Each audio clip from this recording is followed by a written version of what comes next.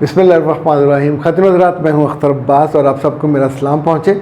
एक बहू रोए जा रही थी और सास को मेहरबान खातून थी, उसको करीब गई और जाके पूछा, मेरा बच्चा क्यों रो रही हो? उसने कहा, अम्मा क्या आपको मेरी आंखें डडू जैसी नज़र आती हैं? उसने कहा नहीं। अच्छा, अब जो वो सवाल करती जा रही है तो सास उसको जवाब दे रही है। मैं चाह रहा हूँ कि आपको मैं तफसील से। अच्छा, क्या? उसने कहा, मैं आपको चुड़ैल लगती हूँ? सास ने कहा नहीं। तो उसने कहा, क्या मेरी नाक पकौड़े जैसी है? सास ने कहा नहीं। तो उसने कहा, क्या मैं भैंस जैसी मोटी और काली हूँ? सास ने कहा नहीं। तो ये किस जालिम ने तुमसे कहा? तो उसने कहा, सारे मोहल्ले वाले फिर मुझे क्यों कहते हैं कि तुम बिल्कुल अपनी सास जैसी लगती हो। अल्लाह माफ़ करे, ये बात सुन के उसकी सास पे क्या बीती होगी। मतलब खुद मुझे सुन के बड़ा ऑकवर्ड लगा था कि उस जालिम के दिल में अपनी सास के लिए क्या क्या जज्बात और हिस्सियात थे। अच्छा, लतीफ़े को लतीफ़े के तौर पे लेना चाहिए, उस पर बहुत सीरियस होके वो नहीं पूछना चाहिए फिर क्या हुआ, यानी फिर सास ने खींच के लफड़ मारा होगा या उसकी और कोई खिदमत खातर की होगी। आजकल जो हमने सवाल चुना है वो एक सास का है। वो कहती हैं कि उम्मे अम्मारा इनका नाम है। वो कहती हैं कि मेरी बहू ने हमारी ज़िंदगी तंग की हुई है। जब अभी छुट्टियां आ रही ईद की तो हमारे साथ ना ये गोश्त कटवाती, ना बटवाती, ना खाना कोई बनाती है, मुंह उठाती और अपने घर चली जाती है। अच्छा, ये आधा सच है, ये बात याद रखिएगा। बहू ने हमारा सुकून खा लिया है, स्कूल में जॉब करती है, कोई नखरे ऐसे हैं जैसे उसने कोई मुकाबला हुस्न जीता हो। ऐसी कोई हसीन भी नहीं है, घर का कोई काम नहीं करती, खाने तक मैं बनाती हूँ। और जब सरकारी छुट्टियाँ आती हैं तो मुंह उठा के इजाज़त लिए बिना अपने चली जाती है माँ बाप के घर। अच्छा ख़ातून, गुजारिश ये है, ये आधा सच है, आधा सच आपने जो आपको नापसंद है वो आपने मुझे बता दिया। तो आधे अधूरे सच का और आधे अधूरे मसले का हल नहीं ज़रा बताया जा सकता। इस पूरे मसले में जो सबसे बड़ा क्लू है, जो सबसे बड़ी जो चेन है, वो तो आपका बेटा है, वो पूरा मिस है। यानी ऐसा नहीं होता कि लड़कियां बहुएं मुंह उठा के खुद चली जाएं, आपका बेटा साथ जाता है। अब आप कहेंगे हाँ वो जाता है, ओके। तो घर में वो जॉब करती है और जॉब करके जो कमाती है वो बकौल आपके अपने कपड़ों और अपने फैशनों पे लगाती है। जो इनका जुमला है, सारी कमाई अपनी शॉपिंग पे लगाती है। अच्छा, ये भी इजाज़त उसको उसके मियाँ ने दी है। और तीसरी बात, घर के काम नहीं करती। जब मर्द कमज़ोर हो, कमर में रीढ़ की हड्डी ना हो और आपने पहले से एक अपने बेटों के साथ अंडरस्टैंडिंग ना की हो, यानी जहाँ माएँ बहुत सख्त होती हैं, रूड होती हैं, बदतमीज़ होती हैं, बदलिहाज होती हैं, अपने बच्चों की बहुत बेइज्जती करती हैं, वहाँ आमतौर पर इस तरह का रद्द-ए-अमल मैंने देखा है। अच्छा, इस रद्द-ए-अमल में बेटे की उस पूरी माजी से मायूसी, उसकी बेचारगी, उसकी बेमायगी, और एक लड़की आई, उसने आके उसको संभाल लिया, मोहब्बत भी दी, उसे अपने हाथों में भी कर लिया। अच्छा, हाथों में करने से आप क्या समझते हैं? वो हाथों पे लेके उसको कोई बुचियाँ डालती है, कैलोरियाँ देती है? नहीं। आप जब दिलदारी के साथ अपने स्पाउस को डील करते हैं, उसका दिल जीत लेते हैं, तो ऐसे में जीता हुआ दिल, मर्द ने हो या औरत ने, वो किसी के सामने भी खड़ी हो सकती है। अब उसका मियाँ उसके साथ है, वो ईद शबरात पे इतने सालों से आपने घर में, तो उसे कोई हैसियत और अहमियत उसकी नहीं होती, एक कामे के तौर पे काम, मतलब बाकी भाई भी कर रहे हैं, वो भी कर रहे हैं। चूँकि इसकी बीवी से घर वाले नाराज़ हैं तो इसको भी साथ साथ सुननी पड़ती होंगी, तो ये अपनी ईद को ख़राब नहीं करना चाहता, जो मेरी अंडरस्टैंडिंग है।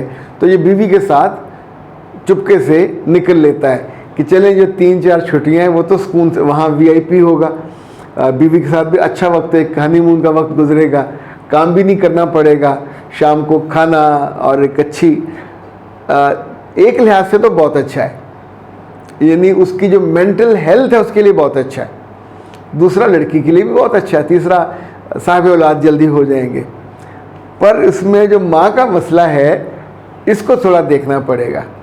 तो उम्मे हमारा गुजारिश ये है कि आप अपनी बहू पे गुस्सा कम कर दीजिए, अदरवाइज़ ये होगा कि ये आपके बेटे को लेके आपके घर से बड़े आराम से स्किप हो जाएगी।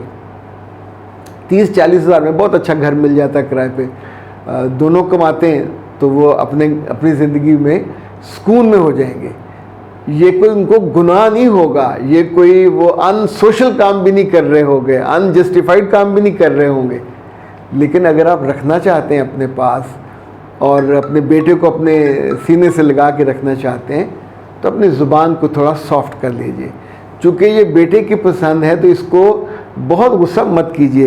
देखिए, अगर आपकी अपनी बेटियां जॉब करती हैं तो आप उनको भी तो खिलाती होंगी, तो अगर ये भी एक पराठा खा जाती है तो ऐसा नहीं हो सकता कि कोई बहू इतनी बुरी हो कि वापस आके लंच में या डिनर में आपका हाथ ना बिठाए। ये नहीं, ये मुझे समझ नहीं आ रही। नॉर्मली इतनी बेवकूफ़ या बदतमीज़ लड़कियां नहीं होती। ये टीचरें हों, दफ्तर में काम करने वाली हों, शाम को तो end of the day everybody has to work, अपनी सफाई सुथराई क्योंकि मियाँ ने भी चेक करना होता है।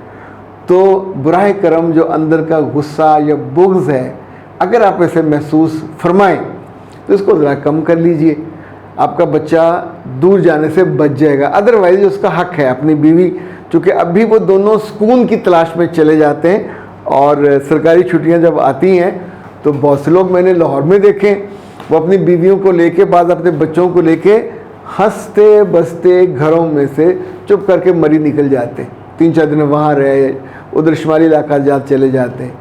तो उनकी दलील ये होती है कि 30-40 हज़ार में हमने छुट्टियां सुकून की गुजार ली। तो वो अपनी छुट्टियों, इवन आपको अंदाज़ा है आधा लाहौर फारग हुआ वो होता है मुहर्रम की छुट्टियों में। ये होता है कि घर में डांट डपट और बेकदरी वाला जो मामला है, शादी के बाद अपने बेटों की थोड़ी सी कदर और उनसे डीलिंग और उनके बच्चों और उनकी बीवियों के सामने बेइज्जती नहीं करनी चाहिए। जब आप करने से बाज नहीं आते तो फिर ये बहुएं उनको ज़ाहिर वो तो जोड़ी है, और जोड़ी भी एक शरी जोड़ी भी है, समाजी जोड़ी भी है, कानूनी जोड़ी भी है, तो वो चली जाएगी। अब आपका कहना है कि छुट्टियों में मुंह उठा के चली जाती है, इसके अंदर भी गुस्सा है। आपकी बेटी भी तो आपके घर आती होगी ना, वो तो मुंह उठा के नहीं आती, वो तो लाड से आती है, बच्चे भी लेके आती है, मियाँ भी लेके आती है, खिदमतें करवाती है।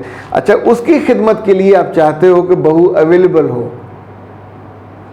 कुछ अर्सा अगर आपको अपनी बहू को नाश्ता वाश्ता करवाना भी पड़े तो खुद नहीं कर सकते तो बहू से कहिए कि बेटा कोई माई रख लो, आधे आधे पैसे कर लें, 20,000 की हो 10 आप दे दें, 10 वो दे दें, घर के काम सारे हो जाएं, उसका काम भी हो जाए।